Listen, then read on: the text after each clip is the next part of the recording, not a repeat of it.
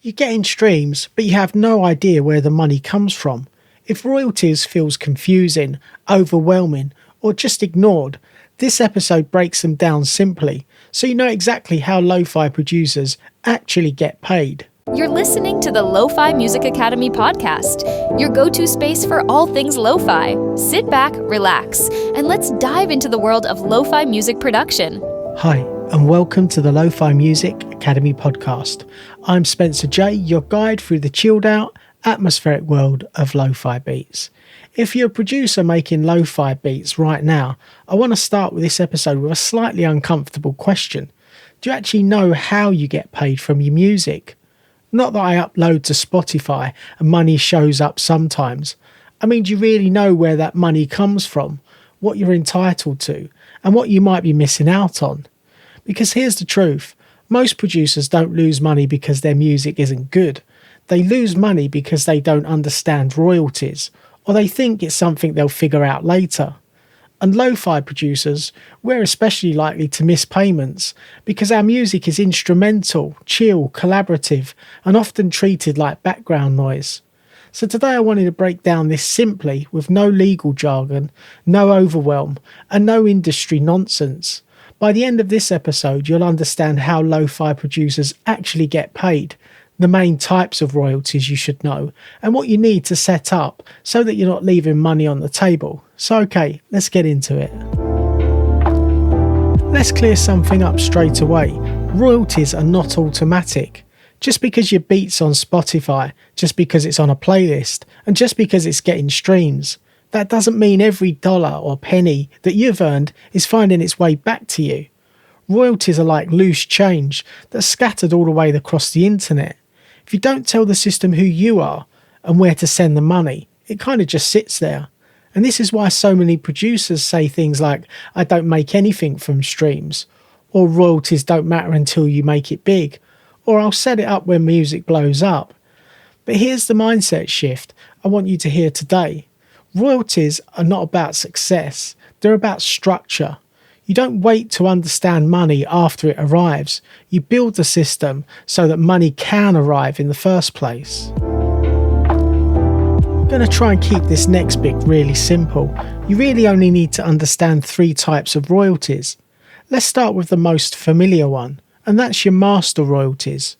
That's your streaming money. This is money you get paid from platforms like Spotify, Apple Music, Amazon Music, YouTube Music. This money goes to whoever owns the actual master recording. So for most independent lo-fi producers, that's you. But here's the important part. You don't get this money directly from Spotify. It goes through your distributor. Places like DistroKid, TuneCore, CD Baby, Amuse, and many others. Your distributor collects the money, takes their cut-off fee, and then pays you out later. And yes, it can be really slow, usually 2 to 3 months behind. And that delay makes a lot of producers think that nothing's happening, when actually it is in the background. Next, we've got our publishing royalties. And this is the big one. Publishing royalties are tied to the composition, the music itself. And yes, instrumental lo-fi music absolutely earns publishing royalties. If you wrote the melody, chords or structure, then you're a songwriter. Publishing royalties come from streams, radio, cafes, stores, YouTube videos, live streams, anywhere that your music is publicly played. These royalties are collected by something called a PRO, a performing rights organisation. You can think of a PRO as, hey, this song exists, I wrote it, pay me when it's played. If you're not registered with a PRO, this money just doesn't disappear, it just never finds its way back to you. Next, we've got our mechanical royalties. Now, mechanical royalties are paid when your music is reproduced, especially through streaming. And this one can be a little bit confusing, so here's the kind of simple version. Streaming platforms pay 2 kinds of money, one for the recording and one for the song itself. And the mechanical royalties are tied to the song side of things. Most producers don't register for these at all, especially instrumental producers, which means this money often goes unclaimed. It's usually not huge at first, but over time and across a catalogue, it really does add up. Now let's bring things back down to earth for a moment. You don't need to become a music lawyer. You don't need 10 accounts. You just need 3 things set up properly. First, your distributor. This handles your streaming royalties. Make sure your releases are under your correct artist name. Don't rush uploads without checking all the details first. Second, your PRO. This registers you as a songwriter. It tracks when your music is played publicly, and you only need 1. And third, your mechanical royalty collection. This covers the songwriting side of streaming, especially important if your catalogue is growing. Once these are set up, you're not chasing money anymore, you're allowing the money to find you. And the best part, you usually only have to set this up once and then just maintain it. Let's talk about lo-fi specifically for a second. First, playlists. Getting on a playlist is exposure, not a separate royalty stream. You still earn per stream, just more of them. And second, collaborations. If you co-produce lo-fi tracks, splits really matter. Even a simple 50-50 agreement is better than we'll figure it out later. And third, YouTube study streams. You beat looping for 8 hours, that's still a public performance. And fourth, beat sales versus releases.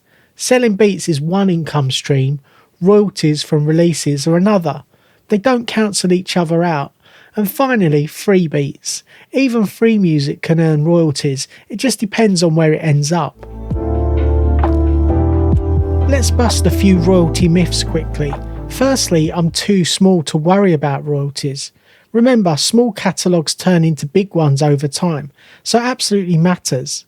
Second, my distributor handles everything. Remember, they only handle one part. And thirdly, instrumentals don't earn publishing. Remember, instrumentals absolutely do earn publishing. And fourth, I'll deal with this later. Later is where money gets lost, so make sure you deal with it today. Let me leave you with this. Royalties aren't about chasing money. They're about respecting your work. Every beat you finish is intellectual property. Every stream is proof someone pressed play. Every release is an asset. You don't need millions of streams to benefit from royalties. You just need clarity, patience, and a system. So here's your one action step after this episode. Make sure your music knows who you are, because once the system knows your name, the money has somewhere to go. If you enjoyed this episode, please consider subscribing, leaving a review, or sharing it with fellow music producers who might find it useful. Until next time, keep creating, stay inspired, and remember, it's all about the vibe. Take care and see you in the next episode. Thanks for tuning in to the Lofi Music Academy podcast. If you're ready to start making lo-fi music and want to go even deeper, grab your free guide. Discover the 6 essential steps to create a release-ready lo-fi track from scratch. Whether you're using budget gear in your bedroom or a small home studio, this guide will help you get that polished, dreamy lo-fi sound you're after. Just go to www.lofimusicacademy.com. Until next time, keep creating those laid-back vibes, and don't forget to subscribe for more lo-fi tips and tricks.